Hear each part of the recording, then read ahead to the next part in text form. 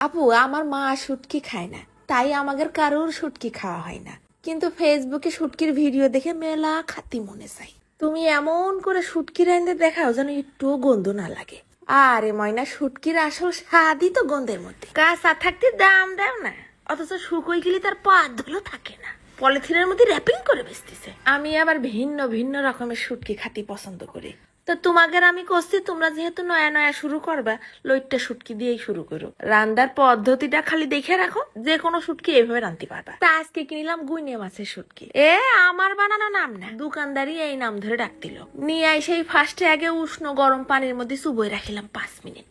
দেখি গাছ চামড়াটা ফরফর করে উঠে আসতেছে, হাত দিয়েই বাইসে খুঁটে নিছি, অত কষ্ট হয়নি। তা লইট্টা শুটকি কাটতে কিন্তু খুব সোজা।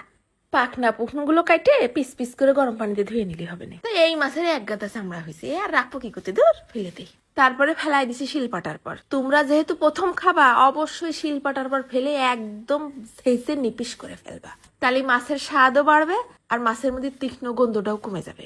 দেখিছো ভিডিওতে আস্ত মাছটা কিরাম করে ফেলিছি। এইবার ওই শিলপাটার পর ফেলাই দিলাম অল্প হাফ চা চামচের মতো জিরে আর 10-12টা শুকনো ঝাল।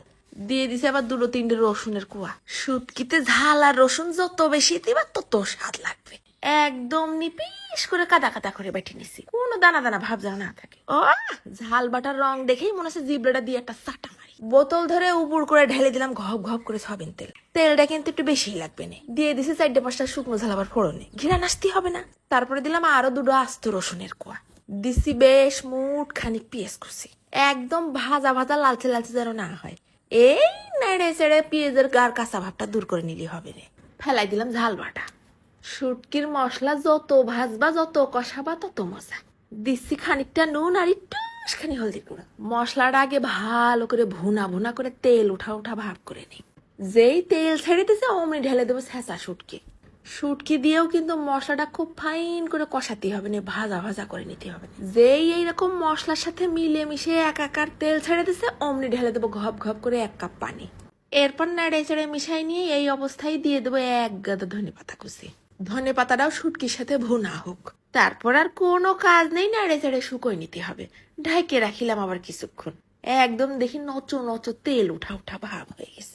একদম শেষের পথে যখন এরকম ভাজা ভাজা হয়ে যাবে, তখন আবার ফেলাই দেবো 1 পিস লেবু চিপড়ে। ও, সেরাম একটা ঘেরাম, সেইরাম একটা টেস্ট।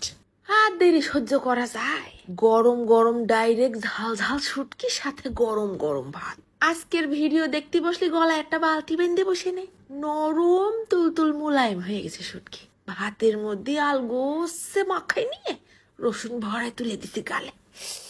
এইরাম করে শুটকি রেঁধে একবার খালি প্রেমে পড়ে যাবা।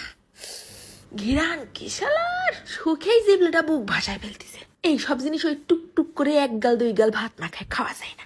একটুখানি শুটকি নিয়ে মাখায় মাখায় পুরো ভাত লাল করে ফেলতে হবে, তাহলেই না শুটকি খাওয়া সার্থক। তোমরা আবার আমারে লোভ দিও না বাপু, না হলে আবার বদনা ফেরেট করা লাগবে না। পানি পড়তেছে, মনে হচ্ছে অমৃত খাচ্ছি। তোমরা বাপু লইট্টা শুটকি দিয়ে একদিন বানাই খেয়ে দেখে নে। চলে গেলাম আজকে, ধন্যবাদ।